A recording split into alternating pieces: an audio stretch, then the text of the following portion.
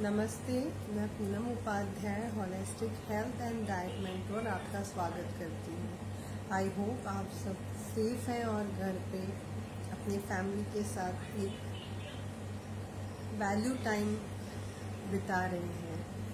अब इस वैल्यू को ऐड ऑन करने के लिए आज का जो सीरीज़ है वो आपके लिए बहुत ही बेनिफिशियल होगा, क्योंकि आज जो टॉपिक पे हम बात करने वाले हैं ये आप अपनी फैमिली के साथ इम्प्लाई कर सकते हैं और हर कोई इसका फ़ायदा उठा सकता है। वैसे तो जब हम पैदा होते हैं तभी से वो चीज़ हमारे अंदर एनवॉश होती है और हम उसका बेनिफिट उठा सकते हैं, पर हमारे इग्नोरेंस इसके वजह से हमने आज तक उस पर कभी ध्यान नहीं दिया। उसके लिए मैं आपको हिंट दूंगी, डायरेक्टली बताऊंगी नहीं कि हम किस टॉपिक पे बात कर रहे हैं। और मैं आपसे रिक्वेस्ट करूंगी, जब आप ये वीडियो देखेंगे तो अपनी नॉस्ट्रल्स बंद करिए, दोनों मुंह बंद करिए और ब्रीथ करने की कोशिश करिए। I will also do that.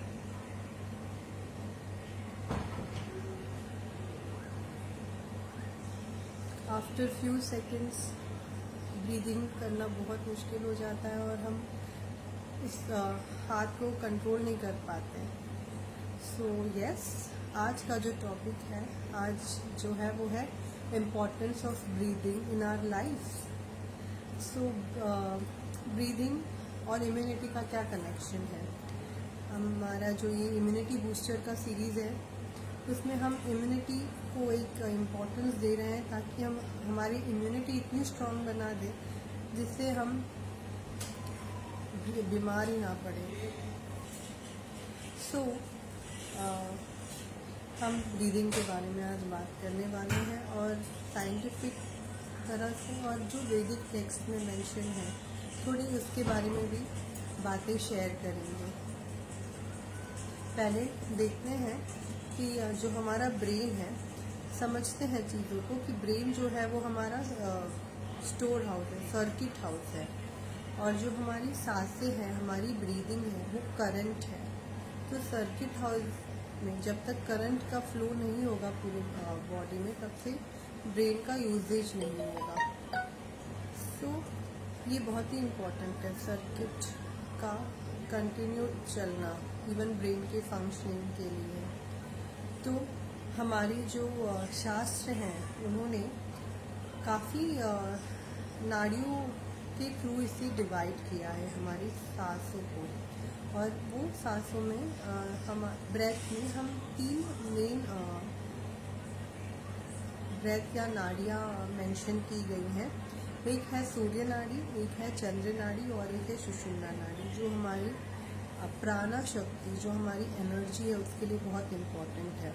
तो जो सूर्य नाड़ी है वो सोलार से रिलेटेड है और वो हमारे राइट साइड में एक्टिवेट रहती है, और वो हमारी डाइजेशन के लिए, हमारे मेटाबॉलिज्म के लिए, जो भी प्रोसेस में हमें एनर्जी लगती है तो वो उसे यूज़ करती है, हम उससे उसका यूटिलाइजेशन करते हैं। और उसकी ही रिवर्स है लेफ्ट साइड में चंद्र नाड़ी, जिसे ईडा नाड़ी भी कहा जाता है, जो हमको काम रखता है, पीसफुल रखता है,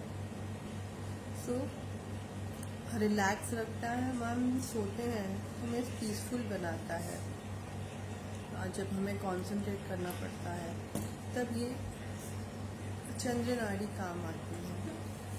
और सुषुम्ना नाड़ी जो होती है वो हमारे स्पाइनल कॉर्ड से रन करती है, और जब हम एक हायर लेवल पे जाते हैं स्पिरिचुअली या मेंटली, हमको एकदम पीस चाहिए, मेडिटेट करने की जब एक ये होती है तो ये सुषुम्ना नाड़ी जब एक्टिवेट होती है तब होती है। हर नाड़ी का एक समय होता है एक्टिवेट होने का, और ये बहुत आसानी से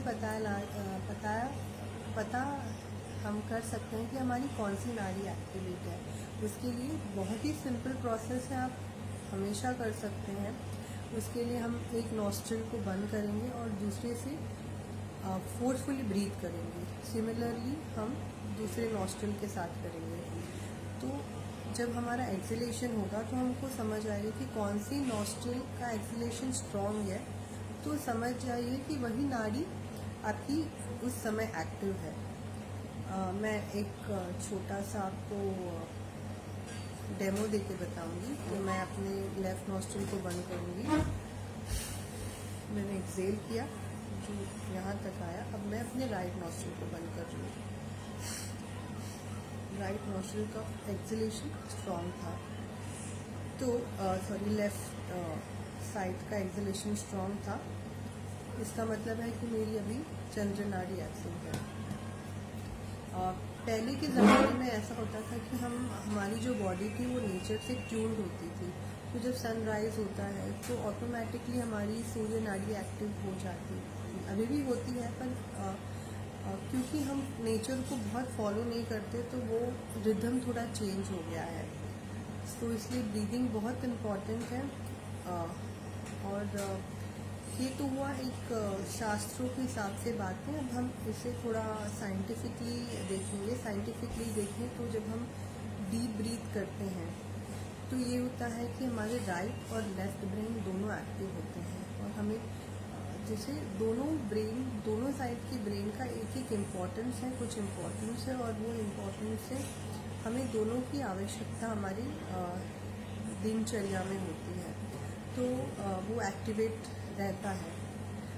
क्योंकि हम ब्रीदिंग बहुत डीपली नहीं करते हैं, सोच समझ के नहीं करते हैं, तो ऐसा हो जाता है हमारी लंग्स जो है हम 70% यूटिलाइज ही नहीं करते हैं। हमारी लंग्स की कैपेसिटी ऑटोमेटिकली कम हो जाती है क्योंकि उसकी रिक्वायरमेंट उतनी रहती।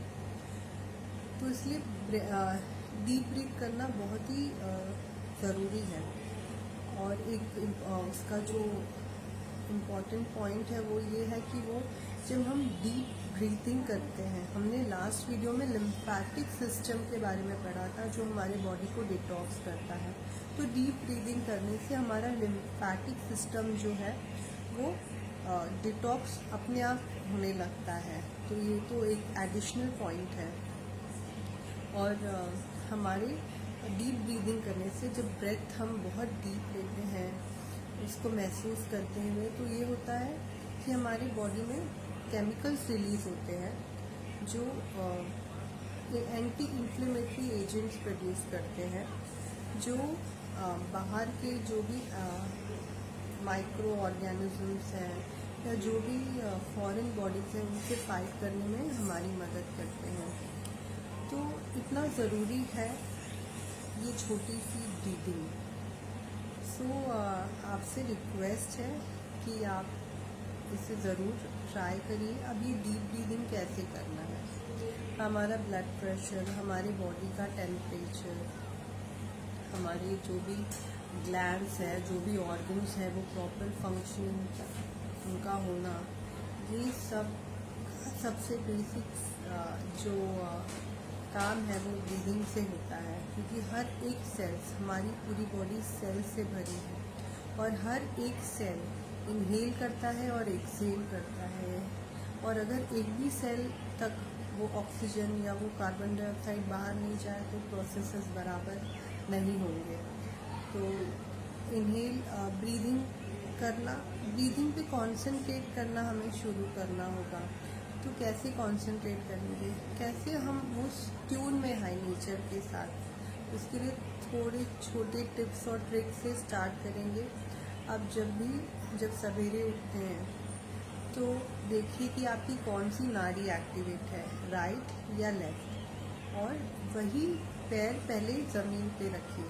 ये हुआ पहला पॉइंट। अब दूसरा पॉइंट है, जब आप उतर रहे हैं या जब आप बेड से उठे या आप बैठे हैं तो 1 मिनट का समय लीजिए और डीप ब्रीथ करना स्टार्ट करिए।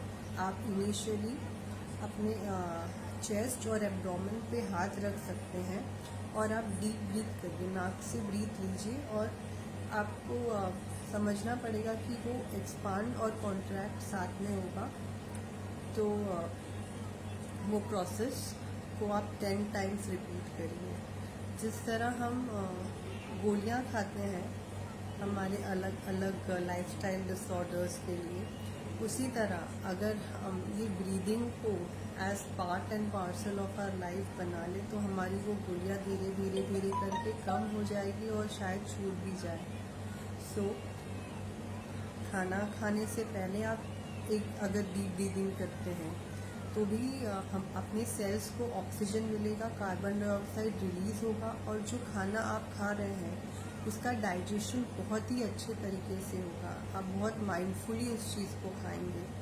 तो आप खाना, नाश्ता और डिनर के पहले भी डीप ब्रीदिंग कर सकते हैं। आप सोने से पहले 1 मिनट का एक अलार्म लगा लीजिए जो हर 3-4 घंटे में बजता है और वो ब्रीदिंग को करने की कोशिश करिए। तो जब मैं आपको एक वापस से डेमो दूँगी, आप एक हाथ चेस्ट पे और इस पे रखेंगे और जब आप इनहेल करेंगे तो आपका चेस्ट और एब्डोमेन जो पेट है, ये बीच में डायफ्राम है, वो विपरीत दिशा में जाएगा पर ये एक्सपांड होगा और जब आप एक्सहेल करेंगे तो ये अंदर जाएगा। जब आप ये डीप ब्रीदिंग करेंगे तो ये 10 काउंट्स 10 ब्रीदिंग्स आपको रेगुलरली करनी है और आपको इसका जो इफ़ेक्ट है ये खुद ही समझ आएगा। ये प्रोसेस आप बाकी और जो हमारी इम्यूनिटी बूस्टर सीरीज़ है उसके साथ करेंगे तो शायद आपको और इफ़ेक्ट इसका पता चले। Thank you. हमारी ये इम्यूनिटी बूस्टर की सीरीज़ ख़त्म हो गई है और ये वो सीरीज़ से हमने जाना, मैंने भी जाना कि किस तरह छोटी छोटी चीज़ें एक दूसरे से कनेक्टेड हैं।